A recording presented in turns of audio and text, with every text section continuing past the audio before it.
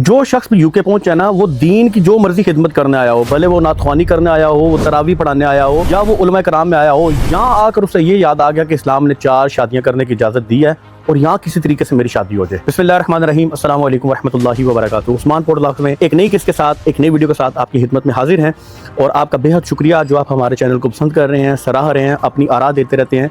अल्लाह ताला इसी तरह हमें भी आपको भी मिलकर काम करने की तौफीक अता फरमाए। बिलखसूस जिस निच पर हम काम कर रहे हैं वो है नातख्वानी, मिलाद और जो मुजवज़ा या मुरवजा इसका तरीक़ाकार है इसके ऊपर। आज हम बिलखसूस जो यूके में नातख्वानी हुई या यूके में जो नातख्वानों का माहौल बना इसके ऊपर बात करने की कोशिश करेंगे। यूके में जब आप देखते हैं ना तो बहुत बड़ा गैप था कि जिसको हमारे जो यहाँ के रहने वाले थे, जो चाहने वाले थे, इंटरनेशनल नात कौंसिल का बिलखसूस मैं नाम लूँगा, कारी जावेद अख्तर साहब का, नातख्वानी के फ़रोग़ में कारी जावेद अख्तर के किरदार को यूके में कभी फरामोश नहीं किया जा सकता। अल्लाह ताला उन्हें दराज़ी उम्र बिल खैर अता फरमाए। 2000 में जब ये सिलसिला शुरू हुआ, बड़े सुलझे हुए नातख्वान यहाँ पहले आया करते थे, ठीक है। यूसुफ मेमन का नाम बहुत बड़ा नाम है नात की हिस्ट्री में, फसीउद्दीन सोहरावर्दी साहब का नाम बहुत बड़ा नाम है, ठीक है। फिर उवैस रज़ा कादरी को भी इसी तरीके से यूके में लाया गया। उस दौर में जब नातख्वानी हुई, लोगों ने बड़े जैम पैक किस्म के यहाँ मसाजिद में इज्तिमा किए। लोगों का गलबा था और लोगों का ये समझे कि जज्बा था और एक किस्म का रुझान था दीन की तरफ। लोग अपने बच्चों को लेकर आए और उस वक्त जो हमने इज्तिमात या महफिल नात देखी वो हमें जैम पैक, मसाजिद फुली पैक, इवन रोडों पर लोगों का रश हमें देखने में नज़र आया।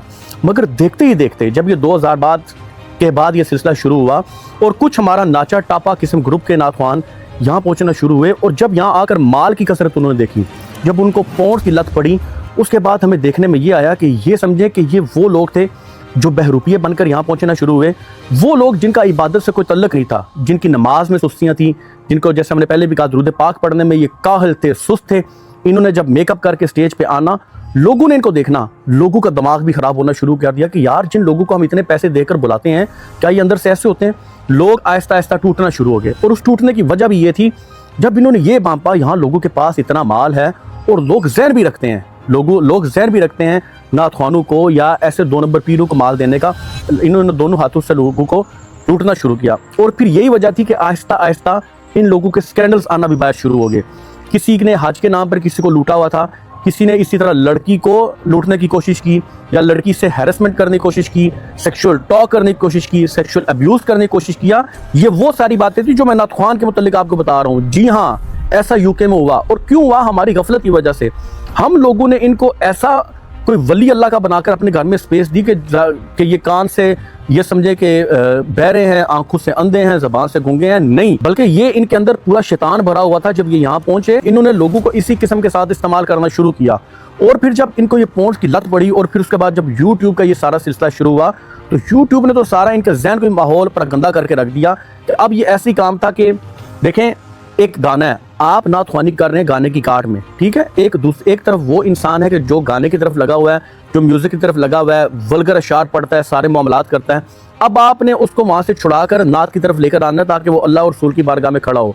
अब एक ऐसा स्टाइल आ गया कि वायरल मुझे होना है, मुझे वायरल होने का शौक है, मेरे ऐसे कलाम यूट्यूब पर हो जो मिलियंस में चले जाएं, मैं होम ऑफिस में केस दूंगा, मेरे वीज़ास लग जाएं। उसके लिए लोगों ने क्या करना शुरू किया, 3-4 हज़ार रुपये पे पाकिस्तान कलाम लिखने हुए।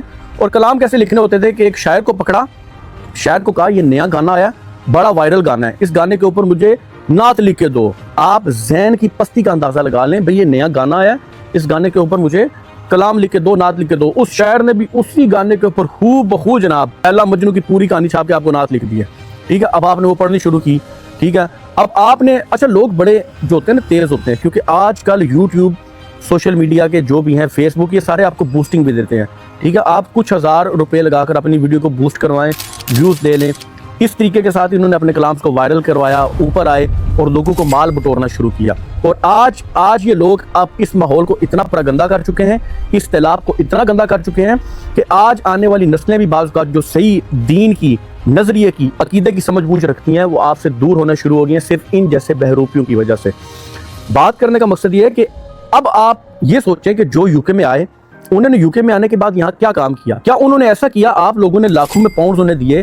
क्या उनमें कोई ऐसा भी था कि जिसने जाते हुए ये कहा यार ये मस्जिद आपकी बन रही है, इसमें इतने पाउंड्स मेरी तरफ से डाल देना? क्या उसमें ऐसा था जिसने कहा कि यार ये मदरसा बन रहा है, इसमें इतने पाउंड्स मेरी तरफ से डाल देना? नहीं, बल्कि वो यहाँ नातख्वानी भी करते रहे और अपनी दुख बड़ी स्टोरियां भी सुनाते रहे।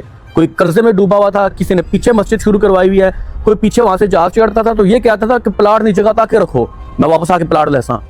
ایسی ایسی کہانیاں بھی ہیں. تو یہ دین کی خدمت کرنے والے لوگ جب یہاں پہنچے تو انہوں نے کیا کرنا تھا؟ انہوں نے تو نئی نسل کا کباڑہ کر کے رکھ دیا.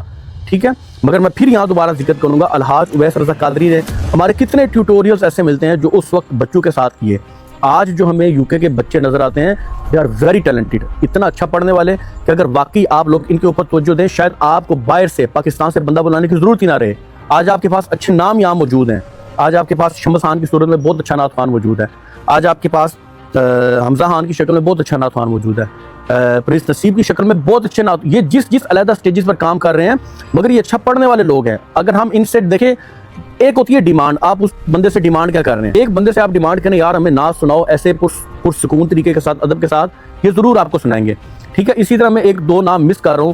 طلحہ غالباً ایک لڑکے کا نام ہے, بہت اچھا پڑھنے والا ہے. اسی طرح برمنگھم میں, مانچسٹر میں, بریڈ فورڈ میں اچھا پڑھنے والے لڑکے موجود ہیں. حشمت بہت اچھا پڑھنے والا لڑکا ہے. یہ وہ بچے ہیں کہ اگر آپ ان کو آگے لائیں تو ضرور یہ ضرورت ہی آپ کو نہیں پیش آئے گی کہ یہ آ کے کسی اور کو آگے آنے کا موقع دیں. ان میں اتنا ٹیلنٹ موجود ہے.